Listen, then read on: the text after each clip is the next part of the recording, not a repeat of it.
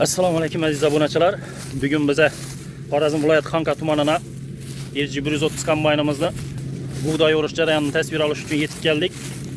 Ko'pchilik mijozlarimiz, obunachilarimiz, ushbu kombayna qiziqib yurgan xaridorlarimiz bizlarga savol beradi. Bu kombayn bo'lg'ani shal o'rami yo buğdayni ham o'rami degan savol ko'p keladi. Shu sababdan bize bugun ushbu Laval RG130 kombaynimizni g'allaning ichki o'radi, dallarını içik çıkaradı. Hemmasini sizlere xudo qalasa. Yine görüp turganingizdek yıkılıp yatgan buğdaylarni ham bemalol o'rib turibdi kombaynimiz.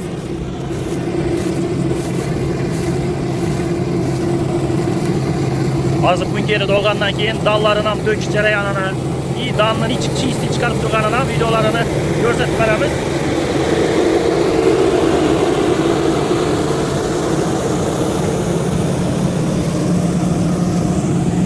Görüp turganingizdek samonunda bir dana ötürmeyen çiğ set çıkarıp turibdi.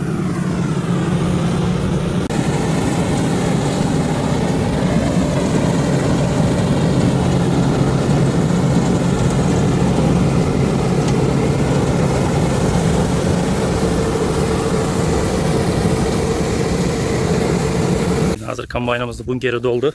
Hazır maşini yetib kelsa danni döküş jarayonidan video tasvir alıp gösterip beramiz sizlere.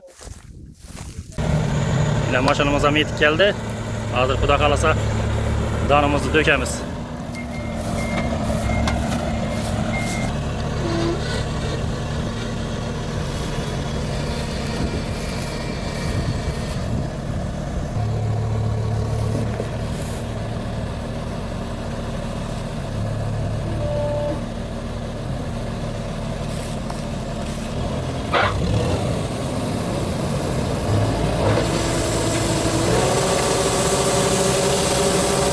Yine ortakla kombaynimiz buğdayını dananam çıkardı.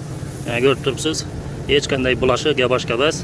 Katta kombaynlardan yaxshi bo'lsa yaxshi, lekin shundan kam emas chiqarish.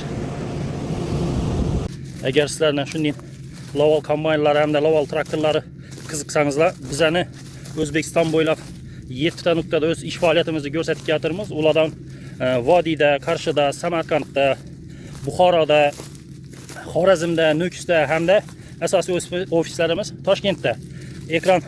Ekranda filiallarimiz nomerlarini qo'yib o'tamiz. Ushbu nomerlarga qo'ng'iroq qilib bemalol tushunmagan savollaringizga javob olsangizlar bo'ladi.